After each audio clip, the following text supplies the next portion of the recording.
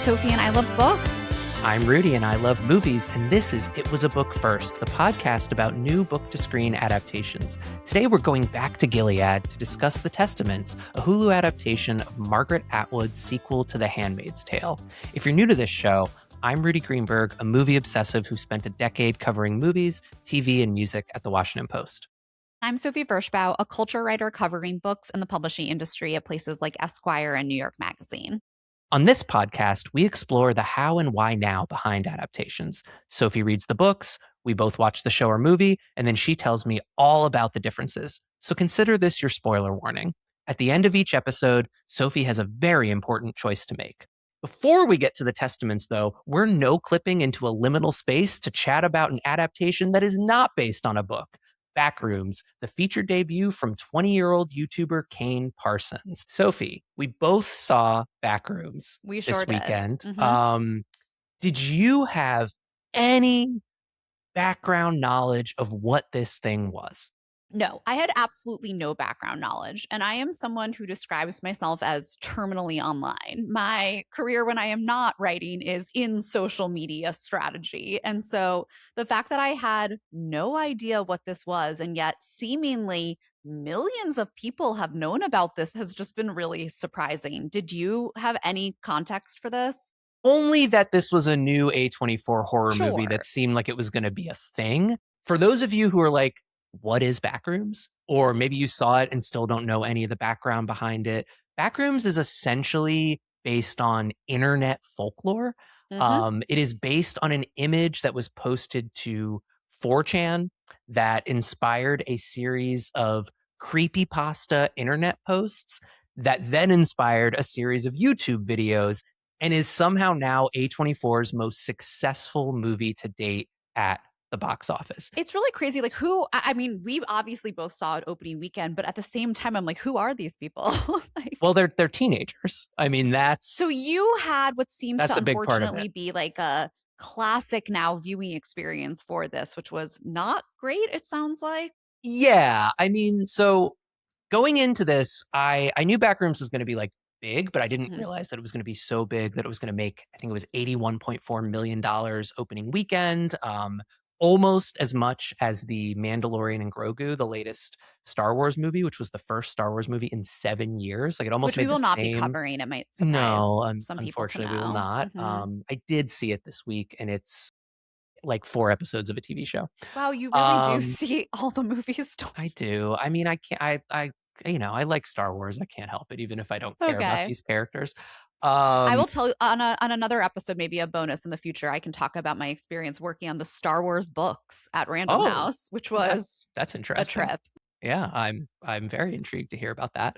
It's really a phenomenon, and I don't think anyone expected this to be the phenomenon that it has become. In the first day, it became A24's highest grossing weekend ever. Like it took one day to unseat Civil War. It just unseated Marty Supreme after, I think, 6 days in theaters. And by the time you're listening to this, it'll have probably made 2 or 3 times as much money as we're talking about now. And as a super small budget film itself. Yes. And as a movie directed by a 20-year-old who was a teenager when he started making this movie. As someone pointed out, YouTube came out like as a technology, a platform, the year he was born. So that's tough to process. Remarkable. Yeah, as people in our late 30s. But it is really interesting to see how this movie has become such a phenomenon. I mean, so as you alluded to, Sophie, I saw this on a Sunday matinee in a packed, not quite sold out, but packed, very big theater. The crowd was very young. Interesting. I walked in and was like, oh boy, here's gonna be something. And sat next to like a group of teenage girls who, were talking through all of the trailers. They were on their phones. There was like a constant chatter throughout this movie of people throughout the theater talking. It's so crazy because it's such like a tense movie. I know. How could you talk? I could like barely breathe. Well, it was like I was watching, like I was experiencing this person next to me watch a horror movie for the first time. It was very interesting.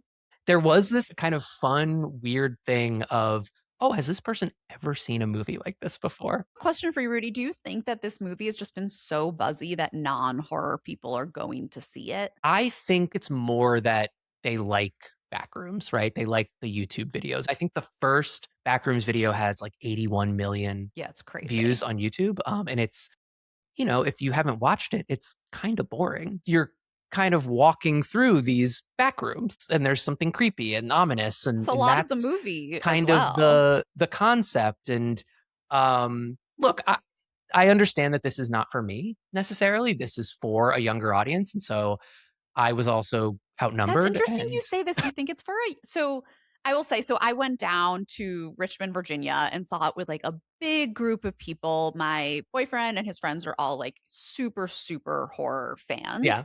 And something I find interesting is like we just come from different worlds of millennial internet. Like they Mhm. all knew about this. This like he explained the whole Are thing to me. they the same like age as you? Are they Yeah, younger? they're also Okay. in their mid-30s. I mean, Okay. a little A little younger, but like younger. Okay. mid-30s also. So like middle millennials, and they all knew about this, were all excited for it. But our theater, I would say, was probably more balanced. We ran into people that they went to high school with Sure. just in the theater. Uh-huh. So this was a packed theater, but it wasn't, I don't think, quite as young. So I'm curious really about how they took like such like a millennial internet property and made it into something. The only so I was thinking about other I things that think have it's a millennial internet property though. I mean, really fully Gen Z. it's really only been around for I think less than a decade. Um Okay, maybe I have my yeah. timing a little off. I think that the original image is from less than a decade, and then people started writing kind of the creepypasta Yeah. stories on different places. I And we imagine that should if say you for are anyone a who doesn't know, like like pasta is like lines of text that get yeah, copied and pasted and kind of online. And then, remixed and yeah. tweaked And and, creepy pasta is like is a like a horror horror version version. of that. Yes, Which really I exactly. think is what drew us to wanting to talk about this a little bit on the pod, even though Yeah, it's not a formal book adaptation, but really how you sort of take this internet property. right. And I was trying to think about other ones that have done this. I feel like the only one that is like a one to one is Zola, So also. And Slender Man, I yeah, think, is a Slender really good Man. example of that. I mean, it wasn't a Yeah, good movie, but it's like an example of that. Zola, for sure, which is for based on sure. tweets, if I Tweets. recall Yeah, correctly. Twitter Yeah. thread, which is just wild that anything could come out of that and become a movie, but also A24. And Yes, so true. I really enjoy when sort of like a different written property is somehow made into a movie. I thought in general, I mean, this is visually incredible. They built Yes, yes, 30,000 feet of set to be right. these back Well, rooms. It looks es extraordinary. especially when you find out or if you already know that Kane Parsons has been making these videos on YouTube for a while, and they're all built in computer software called Blender. So they're not real. He's been making these very like lo-fi found footage looking videos exploring the back rooms in computer software. And this was actually bringing this stuff to To life. life, yeah. And what's even crazier is that this is a movie that is based on a picture. If you really want to Literally. get down to the basics of where this comes from, it is a single still image It's that like inspired a whole world of lore. And there are different, I was doing some deep diving into this. There are different factions of Backrooms people. Some of them like certain aspects of it or believe certain things and then don't kind of reject other aspects of mhm, it. And this movie kind of, I think purposefully, based on some interviews I've listened to and read with Kane, avoids a lot of that lore. Like this is really a yes. contained story, or as he's described it, another episode of Mhm. what he's been doing. And what's also interesting is that Kane is not a film guy. If you listen to interviews with him, he likes movies, but they're not a major thing to him. This was a way for him to bring this story to life, it sounds like. And he wants to make more of these. He wants to Right. make a TV show potentially. I think Backrooms 2 is already in development. I'm sure it will be kind of an I anthology mean, the series movie of leaves it things. so open to sequel. They literally say Yes. like, "This is opening across, in many different places we're finding these doors." It's like Yes. so teed up. But Yes. it is really interesting when you put it like that. Like it's a photo that inspired written material, that inspired a web series, that inspired a movie. Yeah. And so it's very cool to watch how that has Yes. melded. And this podcast is all about how books are the original IP, right? Mhm. They are the foundation for so many things that get made over and over again. And we are now seeing a new version of that emerge. Like we Yeah. are seeing this like internet version of IP come out and be really successful. And we're also in this moment right now where YouTubers are having a moment at the box office. Mhm. I I would be remiss not to bring up Obsession from Curry Barker, who is, I believe, 24. It's a Um, real he is moment for he is people an younger also than us. a YouTuber and Obsession. Sophie, have you seen I have Obsession? not seen it Okay. yet. I think you should. It's more of a traditional film, like it follows a more traditional narrative structure. Like clearly, this is someone who was interested in filmmaking, has been interested in filmmaking, and has been making YouTube videos and TikToks and things like that, and leveraged it into making a really cheap, under $1 million movie that has actually gone up at the box office in its first 3 weeks, which is kind of unheard of. That it keeps growing and scaling as time goes on, which has been really cool. And we're in this moment where these two things are kind of sensations, and I think a new era of filmmaker is being ushered in. And we've seen things like this in the past, but the people who are getting their start on YouTube are now going to get a chance to make these these big, potentially big budget movies down the line. Definitely. I think you're really seeing too this new, I mean, generation of people who grew up doing this. Like they've had access to easy to use video editing software and a place to Totally. upload their work quite literally almost their entire lives. And so it's such like an exposure way. I mean, I don't know if this came across your world, but there was a person doing hypercuts of heated rivalry, making their own Mhm. videos around it on Twitter, who got hired by Netflix I or saw that, yeah. Hulu, whoever, Yeah, yeah. to make trailers now because they're so good. Mhm, And so mhm. it's really interesting, I think, to see, I saw a great article around Kane, and they were basically saying like it was our job to just find this talented person and surround him with all the people who could advise him on Yes, how to yes. actually make this happen. And so it's really cool. I can't wait to see what he does next. What did you think of the movie? I am newer to the horror genre. I'm sort Okay, of like having a horror education sure. since I met my partner who loves horror, and it's sort of something I've always So wanted to what do, but what kind of things have you been watching? I've been watching a lot of the classics like Nightmare on Elm Street, Halloween, like all of those. I watched The Cool. Witch, like the A24 Oh, love The movie. Witch. Yeah. I saw like last year I went and saw Weapon and Uh-huh. Sinners and all of them. So for me, Backrooms is an interesting one because lore is what I'm here for. Like I Uh-huh. want story and I want people to tell me why these scary things exist and how This they was very much happen. not that. And so my I had been warned going in by everyone in the group that I was not going to be satisfied in that way. And I will say the movie gave me just enough to keep me entertained. I'd say it was Okay. only those like last 10 minutes where I was sort of like, can we go to like Yeah, get a drink? yeah. More than anything though, I did not find this movie particularly scary, which I No. have like a line for. Like if I'm too scared, it's just not fun for me. This to me was the most claustrophobic movie experience I've ever Mm, had. Like I felt mm. like I was going to jump out of my skin.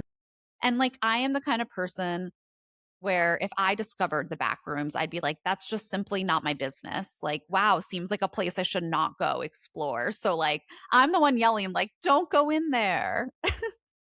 But no, I mean, I had fun seeing it with a group of people. Like, I can't imagine ever watching this movie again. I'd rather Yeah. die. Yeah, I think I thought Backrooms was okay. I maybe, like, overhyped it a little bit in my I think the mind whole and thing's overhyped. was expecting something a little more scary, a little more coherent. I liked Obsession more if I had to pit those 2 against each other, which, like, it's just the nature. They came out around the same time. They're gonna be pitted against each other. It is a really impressive feat. The set Yes. design is really Incredible. incredible. I think when it is exploring the back rooms and it is not a narrative, it's really cool. I actually like that it is this sort of weird, what are we doing? Agreed. What's going on. When it tries to be more of a narrative film, I think that's where it struggles a bit and I get less interested.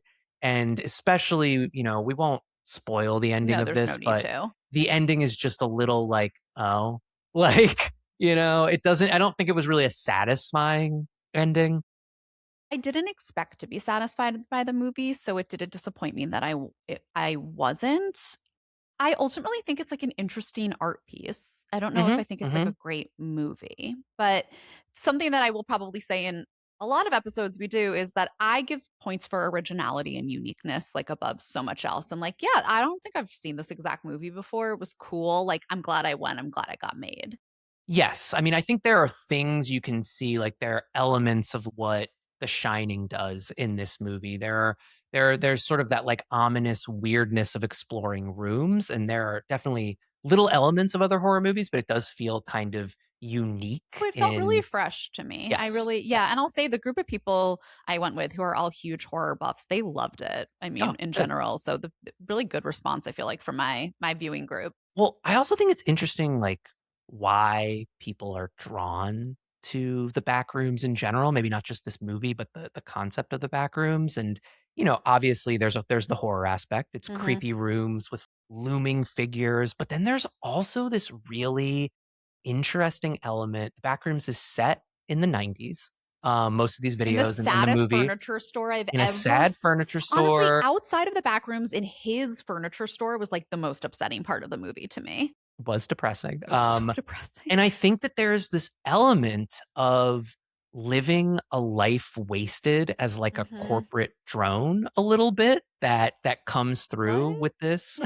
What? with this movie. I And don't I know anything wonder about if that. that's in the era of AI and constant layoffs. It's interesting that people, particularly a younger generation, are drawn to this very bleak, Yeah. depressing 90s corporate aesthetic. I don't know what that says about that generation. No, I mean, have they most of them been to an office? I'm not sure, but they like the 90s in other ways. So, But yeah, there's something about like I think that's the true horror of this movie well, in I think some it's like we ways. all feel that like weird gut Yeah. feeling when we see like an empty office park. Yes. And Yeah. so it definitely has that as part of it. And I And I think just think that's in like what's general, so like scary. the unknowable is just very confusing and very disarming Right. to And most once you people. kind of know what the scary figure is in Backrooms, it's a little like, oh.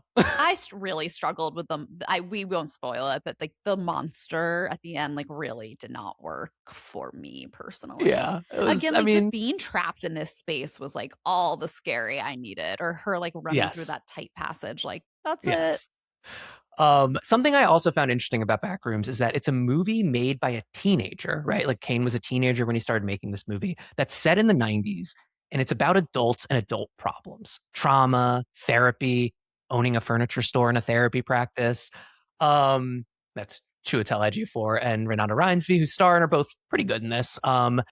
Now, contrast that with the show we're going to talk about for the bulk of this episode, The Testaments, which is set in a Transition dystopian us.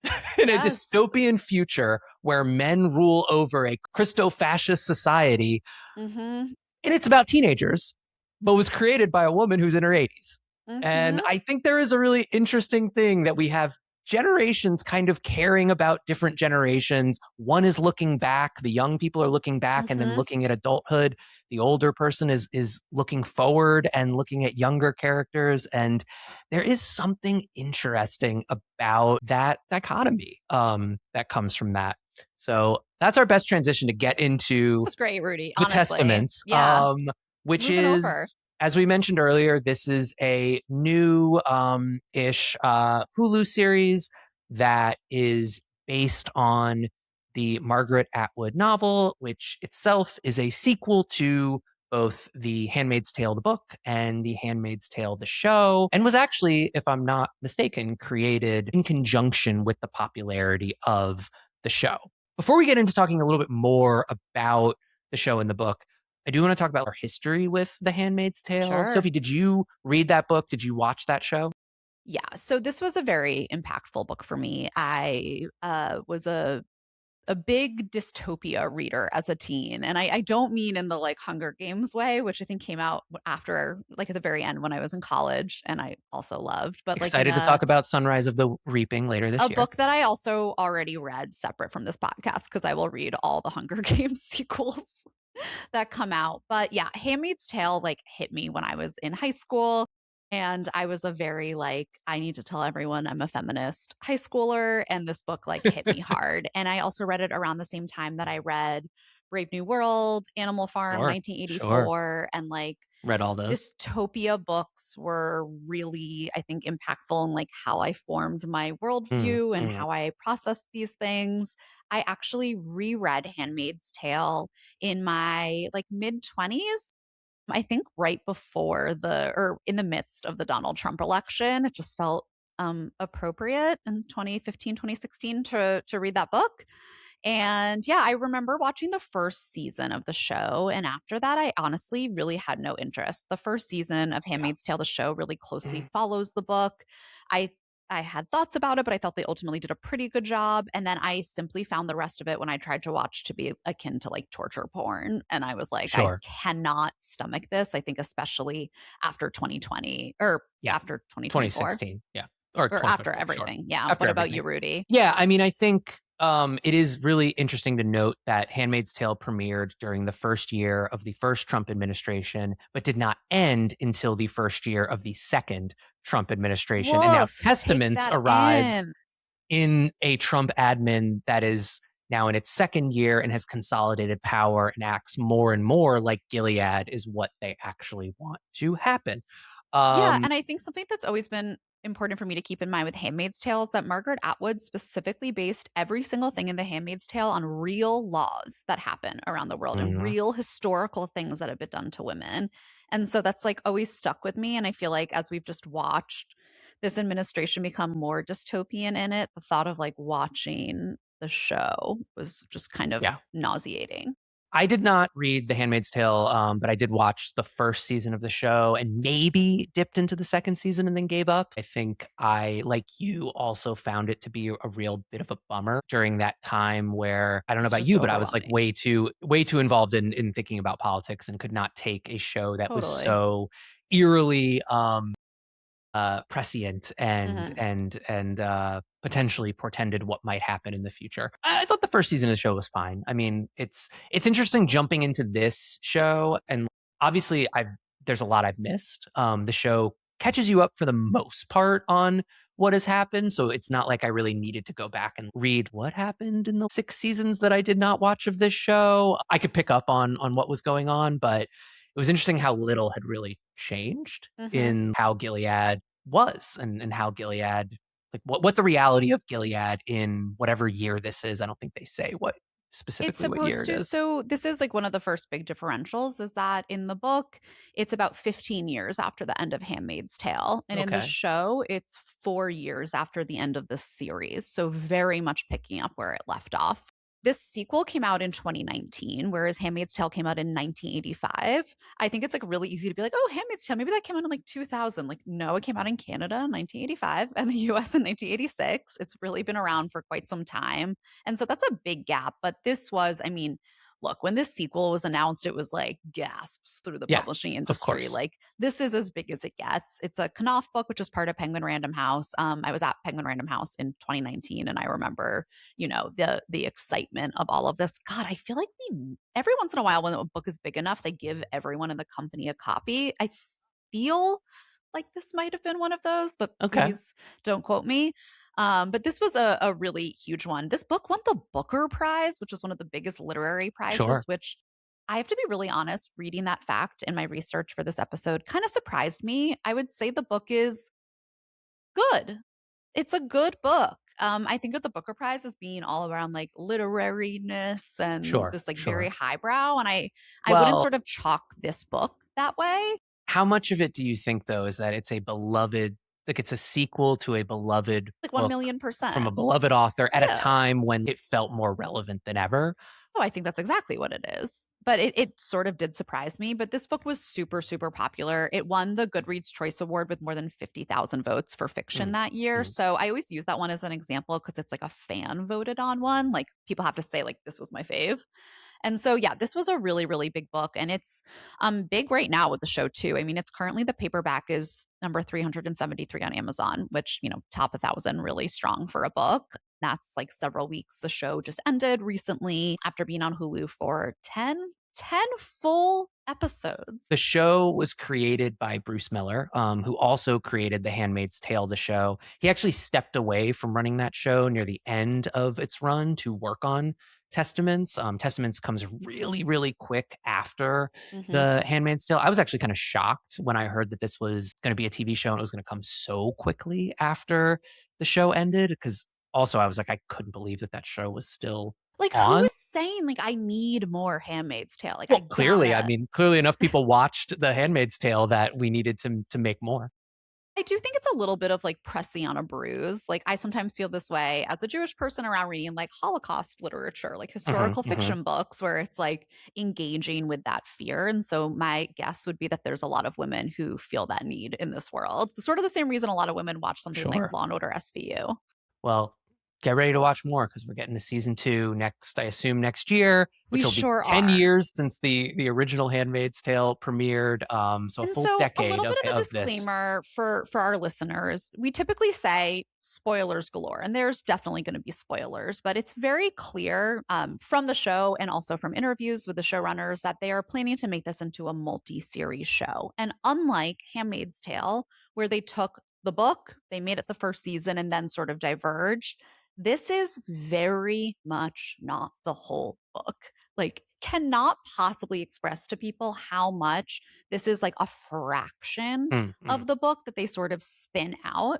And another spoiler is that it drove me crazy, the entire thing. And it's what I don't like about it. But for anyone who is watching or who wants to go read the book, I'm going to be pretty careful about not spoiling what I think they're going to do in the show the next few seasons. So, going to do our best Yep. there. I'm going to try to keep it focused on what happens in season 1 of the TV show, which is typically how we try to structure these discussions anyways around the thing that we are watching. I think what I liked about the show, which like I think is okay. I didn't love it. It didn't drive me crazy. I think sometimes I was very bored watching this show. 100%. But it does get better. I think there are episodes that I like. One thing I think it does really well is and I assume this is the same in the book, the shifting of perspectives and the way we have different characters narrate different episodes. That is the same in the book, right? Yeah, but the biggest shift is that Aunt Lydia is one of the perspectives in Mm. the book and one of the Well, main she is also a perspective in the she show. gets like She gets an one episode, episode, but but still, but her in like the present day sort of uh huh. situation, Yes, I guess that's she true. gets like a monologue perspective. Like her diary is one of the main perspectives in the book. Okay, okay. But Well, yeah. yes, the So changing perspective, it's between her, Daisy, who's the Pearl girl coming in from Canada, and Agnes, who's the commander's daughter in yes, Gilead. and Ann Dowd reprises her role as Aunt Of course. Lydia from the original show. So does Elizabeth Moss. Spoiler Very alert if you haven't briefly. seen it. She appears in a couple episodes, a couple scenes here and there. She was, of course, the star of the original show as June. And And that's a very, I will say, predictable change. She does not actually appear in the book, but of oh, course they were. interesting. Yeah, it's someone else who helps the Pearl Girl get to Gilead. But I mean, of course, they were going to bring Elizabeth Moss Yeah. back and have that connection. Chase Infiniti stars as Agnes Mackenzie, the daughter of a powerful commander. It is not explicit in the show until later, but it is very obvious pretty early on that she is actually June's daughter, which is revealed eventually to her. And Lucy Halliday plays Daisy, the aforementioned Pearl Girl, who is a Canadian team who kind of infiltrates Gilead. And is actually working for Mayday, the revolutionary group trying to bring down Gilead. What I do think the show does really well is it actually obscures that fact for the first couple of episodes, and we don't really know the true story of what Daisy's doing until I think episode 3, which she narrates, and which is the first episode where I was like, oh, okay, I Yeah. think I like this show now. Like, I thought that was really well done, getting to hear her backstory and why she ended up there and her connection to June and why she's there in the first place. Because I was like, why are we following this Yeah. person? What is the point of her? And I think she's pretty good. I think Chase Yeah. Infinity's good too. There are times when I'm less enthused with Chase Infinity's performance, but I think by the end of the show, as her character sort of starts to change as well and mature, and you get a little bit of like resistance based on some things that happen. I think she gets better and stronger as the show goes on. This is an okay show. Sophie, you really were frustrated by it. And I'm curious, was your frustration more because we're stretching everything out or because of what the show chose to focus on? Yeah. So my frustration with the show really comes from their decision to stretch it out and what they did as a result. I completely understand that you don't necessarily want to give everything away. This is IP that they're excited about prosper, make multiple seasons, pay people for jobs. By doing that and by focusing this first season so tightly on proms and dances and boys, Yes. almost all things that they add to the show that are not in the book to start with. So these aren't just things that are being changed around with time.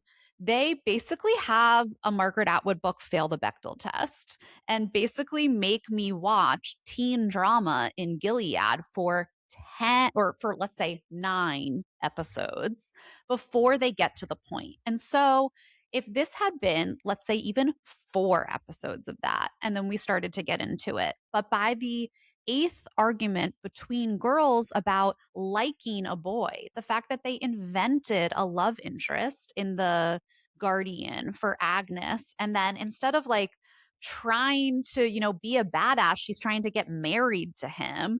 The fact that she has the girls fighting with each other so much, she adds like so many weird boys, like the girls kissing, like maybe Becca's in love with Agnes, her best friend. It is unnecessary detail after unnecessary detail that ultimately I get that you want to stretch this, but you still made me watch 9 episodes with like Bridgerton string music at prom in Gilead. And I don't love that.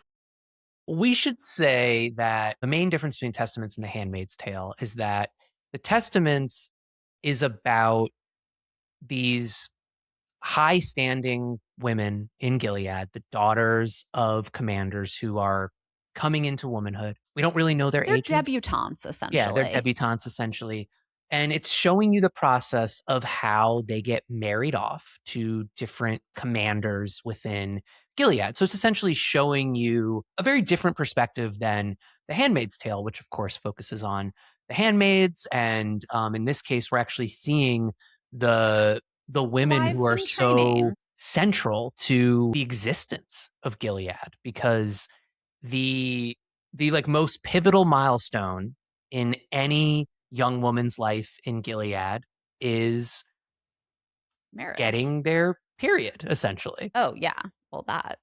Because that's when they can be married off at that point. They can't be until we know that they are viable, I believe Mhm. is the phrase that they use in the show. And so what I do think is interesting, and I think I texted you at one point when the girls like learn that boys have chest hair and are like giggling about it, is that we're essentially watching these very infantilized women come of age in a world where they don't know how a lot of things work. And Daisy comes in with experience from the real world. And Pearl Girls, I guess, are like, They're they're missionaries. like missionaries essentially who like decide they want to leave Canada and come to No, no, no. Gilead. So the Pearl Girls are Um, from Gilead. Like the Girls are missionaries from Gilead. So they go to oh, and they Canada go to and they try get, to and then they recruit bring them in other as people Pearl to Girls. come. Yeah. And Um, so, I mean, it might sound to anyone who's watched the show like I'm being, I think, overly harsh, probably. And I probably am, just because this book somehow meant something to me.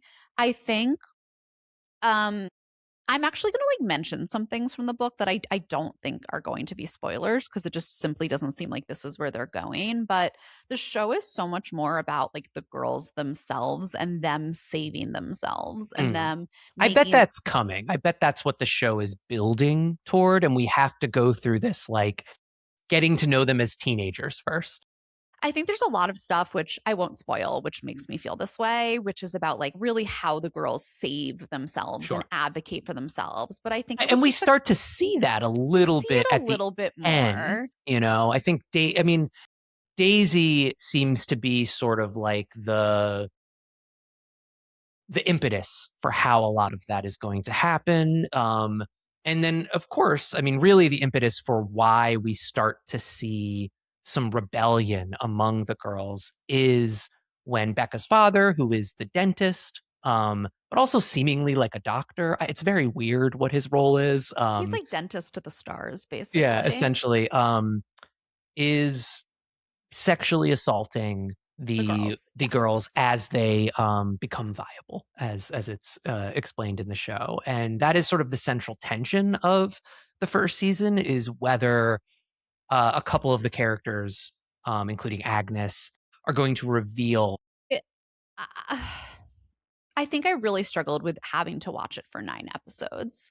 I felt like we just got over and over again, like, this is their world, this is how they're acting, this is what they're doing. And I just wanted more oomph from those girls a little Mhm, earlier mhm. because, like, the oomph is the whole point of the Testaments. The Testaments is about these women taking back power. And I just feel like we got so little of it in the The first season. the hints of revolution, the actual stuff we get about May Day, which, by the way, fun little fact, when they're listening to the May Day reports on the radio, I don't know if it's every time, but at least one time, that is Stephen Colbert doing It's the voice. funny. I think all the revolutionary stuff is really cool. I mean, we're coming into this. My understanding is that Boston has fallen at this point. So there is May Day is trying to take back America, essentially, Mhm. and they've succeeded in winning back Boston. There was like a battle that left Garth's father. Garth is the guardian for Agnes. Left his father essentially like mute and Yes, unable and to I believe hear. this is what And happened in the last season of the Handmaid's I'm Tale show, assuming, which yeah, I didn't watch, but from putting online yeah. posts together. The interesting thing about Garth is that not only is he the guardian for Agnes, he's also Daisy's handler. So he is from Mayday, and I think there is an interesting dynamic going on there. But to make it an interesting soapy show, I there's know. also the Daisy's. I know. There's some tension between Daisy and Garth. Agnes is in love with Garth, and Garth is being married off to Agnes's best friend, Who's Becca, in love with Agnes? who is in Because love with Agnes. one was not enough. Of course. Some things happen at the end of the show that Sure. kind of caught me off guard. I did not see that coming. So yeah, Yeah, so basically Becca murders her murders dad, her the dad. dentist, Yeah, in a very not in the graphic, book. seemingly dreamlike sequence that is Hmm. actually real. Yep. And that changes things Hmm. quite a bit. We also get a did you catch Margaret Atwood, her cameo? Oh, Margaret Atwood is like always making a cameo in her stuff. I love that woman. Playing I guess a prison guard or Hmm. something like that. I did think the last couple episodes were when it was sort of at its strongest beyond that first Daisy So do episode. I. Yeah, because it starts to hint at what's coming. It starts to get more complex. I again, if it had been 2, maybe 3 episodes, but like by the time we got there, I was frustrated. You mentioned earlier that Agnes is actually June's daughter. So Elizabeth Moss's daughter from before she went to Gilead. This is not a spoiler. The showrunner has said that they are not including this in the time change. In the book, Daisy is also June's daughter. She's her daughter from when she was a handmaid. Uh, And so you find out that Agnes and June, our or sorry, sisters. Agnes and Daisy are actually half sisters Weird. at the end of the book. So when they made the time change Uh-huh. different, they realized that the timing there didn't line up. And so they Oh, okay. scrapped that part of it. And it's not so Daisy is not just her daughter, but she's baby Nicole, who they like refer to. It's like the lost baby who was stolen out of and made it to Canada. So she's also like Gilead wants to get baby Nicole back. What did you think of, and maybe you feel differently because you know what's coming, so this might change things a bit, but in the episode, I think it's called Stadium, episode 6, if I'm not Mhm. mistaken, Yeah, the which and is out told from episode. Lydia's, perspective. They really try to humanize Lydia and give her backstory, show her as kind of being she's a teacher in the show. Her whole thing is just like she is pragmatically rising to a position of power, which is a bit of a contrast to what I remember from what I saw of The Handmaid's Tale, where she is like this very evil, like She's the big foreboding, like bad, yeah, yeah. the big bad of that show. And one and out is very tiny now. She Every is. time she sits at a table, it's like, is she at a giant table? Um, but they really do try to like soften her, which I think is Without interesting. yeah, without spoiling too much, I will just say that the whole point of the Testaments is to make you rethink Dowd's character. And so that is the tiniest little sprinkle of what is to come if this is going to at all follow the Which book. is interesting because other than that, and like maybe a few minor decisions that she makes, in saving Becca by sacrificing Becca's mom. Right. Essentially they decide that Is Becca's that mom like is a going good to, thing? I don't know, yeah. Um, they decide Becca's mom is going to take the fall for murdering And get her husband hung, get and get murdered hung essentially. herself. They really don't do a lot So beyond this that was episode to try to surprising. humanize Lydia and make her This was more of a surprising. positive figure. Yeah, I also really enjoyed that episode. I think it's such an interesting part of the book, seeing that backstory of when all the women, like these educated women, were rounded up at the beginning of Gilead taking power. And so I was kind of surprised that we didn't get any of that until episode 6. As we said, the book is written partially from Lydia's perspective from her diary. She starts the book, her perspective. So from page 1 of the book, you are getting and understanding that we are about to get more about this woman. We are Mhm, about to see mhm. her differently. Whereas we don't really see any of Yeah, that until yeah, episode 6 here. And as you said, you're like, are we supposed to think that? Whereas I'd say like the book is all about rethinking Lydia. So yeah, more of that to come for yeah. sure.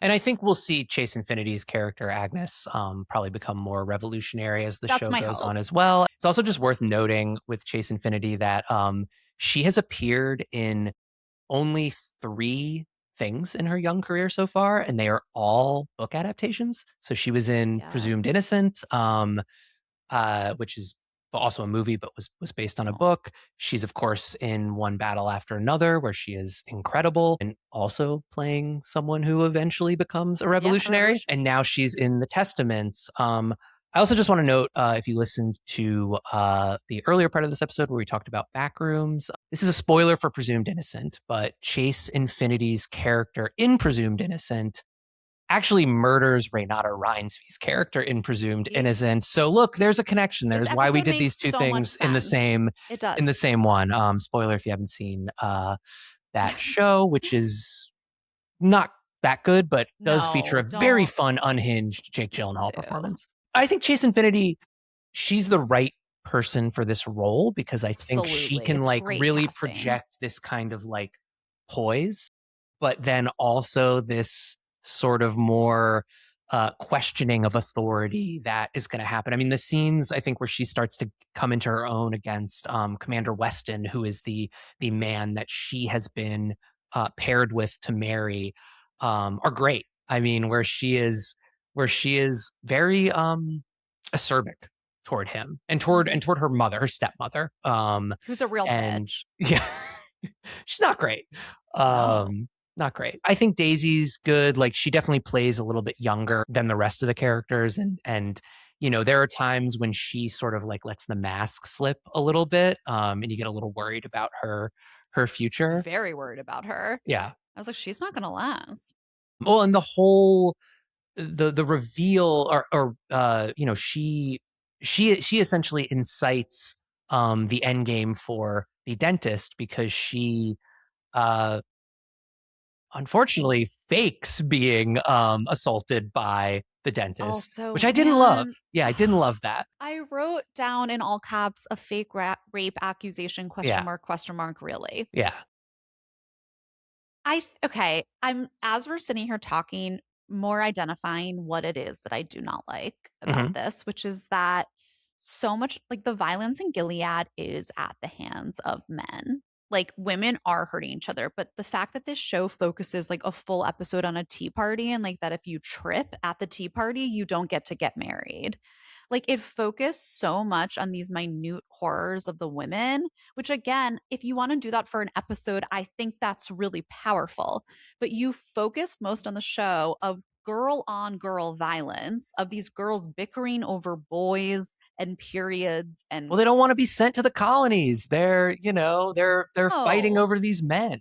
but in the book, you are interspersing that with Lydia's diary. You have so much other stuff. And I want to express again how much of this was invented for the show. Like, Mm-hmm. yes, it's the same plot. The girls are getting married off, but all of these sort of like dystopian boarding school details are added in for the show. And again, I like it. I like Mm-hmm. that kind of Mm-hmm. stylistic stuff, but it felt like 85% of the show. And that to me is where I would not consider this a fully successful adaptation because you can totally drag out the plot, but the vibe was not Mm, there to me. If I mm. had not read the book, I would be so lost about what kind of project this is supposed to be. I'd feel really differently about the show. I'd just be like, this is a Sure. teen drama, cute. I think the scene where Daisy explains how sex works to, I think it's is it Shumi? Shumamite? Is that her Shulamite, name? Shulamite? the girl from Um, Girl Meets World.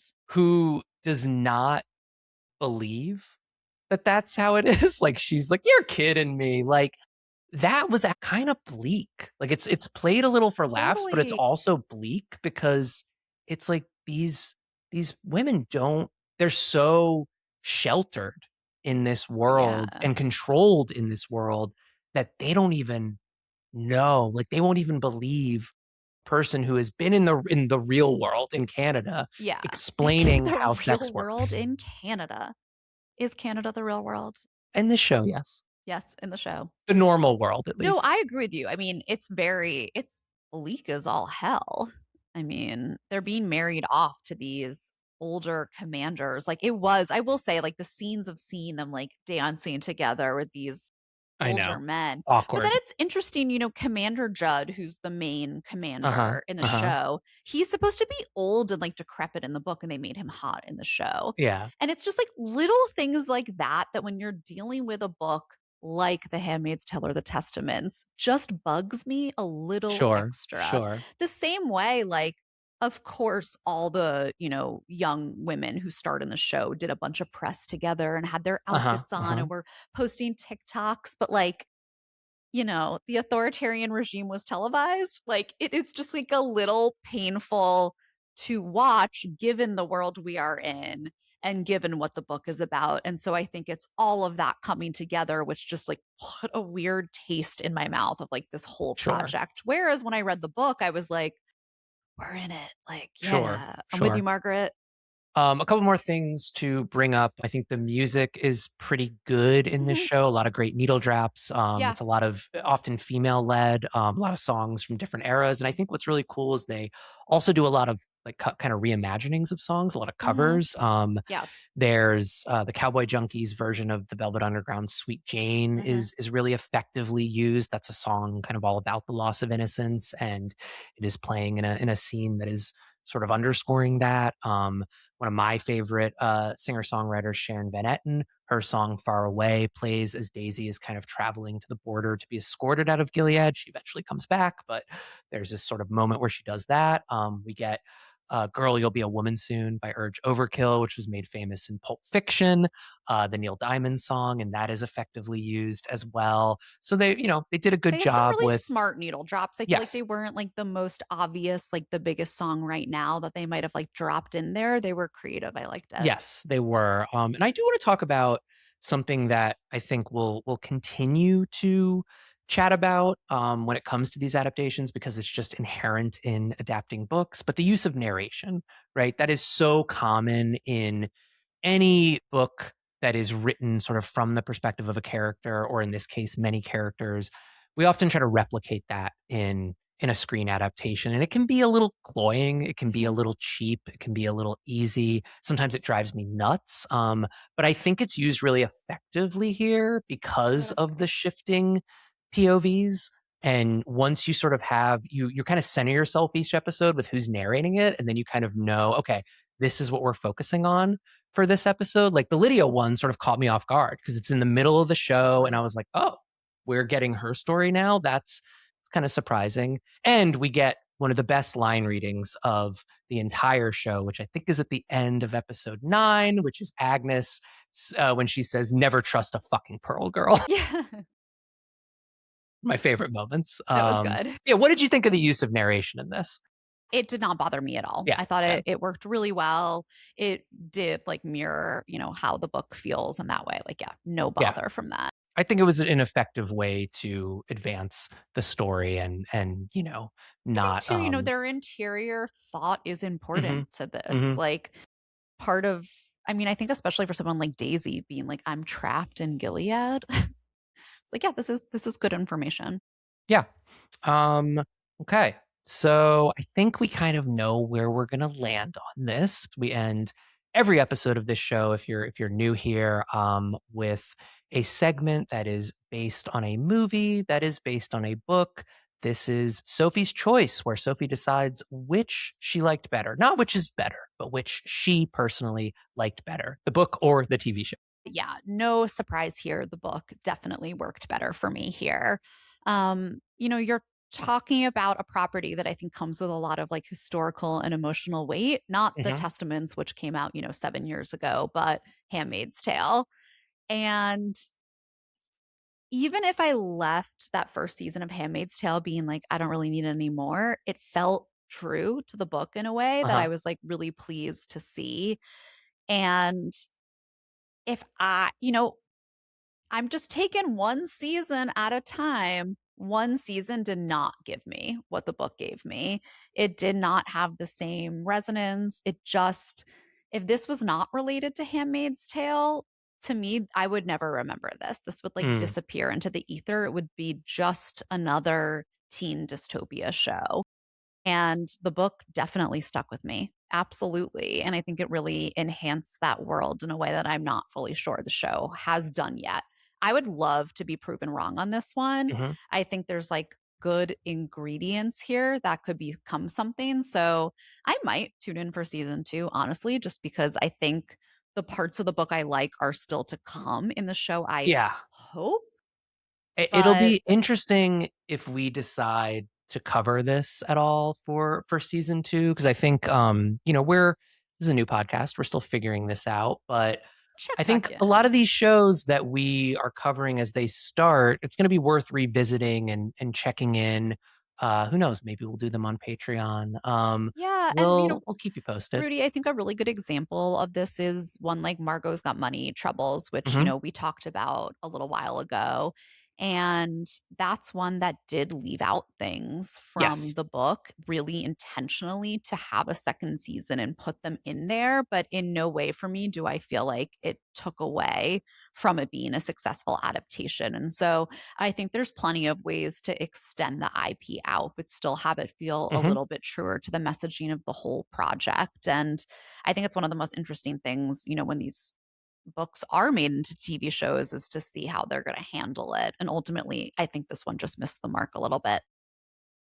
And I, as someone who did not read the Testaments, honestly doesn't really feel like I want to read the Testaments after watching this show. Like I'm kind of intrigued to maybe hear a little bit about how some of these things differ and where the show is eventually going to get to. But as someone who likes to watch things without knowing what's going to I happen, wouldn't read it I don't want to then. read the book because I don't really Yeah. want to be spoiled on where the show is going from here. I think we've said all we have to say about Gilead for now, but check back Yeah. with us next year when we go back into this world.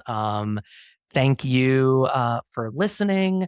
As always, you can find us on Instagram at It Was a Book First Pod. You can find us on TikTok and YouTube at It Was a Book First. You can visit our website, itwasabookfirst.com. Please like, subscribe, email us at itwasabookfirst@gmail.com if you have questions, comments, corrections, concerns. And we will see you next week for another episode of It Was a Book First. Thanks, Sophie. Thanks, Rudi. It Was a Book First is hosted and produced by Sophie Vershbow and Rudi Greenberg. Music written by Cliff Blum and John Connolly, produced by Kevin Potts. Logo by Trisha Louise Prieto. Website by Kevin Fobb. Follow us on Instagram at It Was a Book First Pod, and we'll see you next week.